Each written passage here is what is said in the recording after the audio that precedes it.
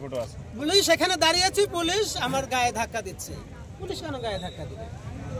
Police কেন আমার গায়ে কেন হাত দিবে? আমার গায়ে কেন গুলি করবে? কেন বলেন?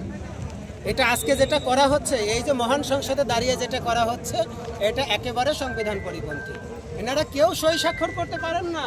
ওনারা যতক্ষণ না সংসদ সদস্য নির্বাচিত হচ্ছেন, ওনারা আমাদের মতো সাধারণ এক ভোটের মালিক, ওনারা কেউ জনপ্রতিনিধি না।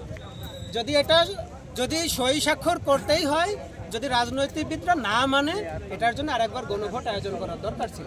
আরেকবার গণভোট আয়োজন করে তারপরে জনরায় নিয়ে এটা স্বাক্ষর করার দরকার ছিল। আপনি আগের কাজটা আগে না করে পিছনের কাজটা আগে করে জুলাই যোদ্ধাদেরকে রাস্তায় ফেলে দিচ্ছে।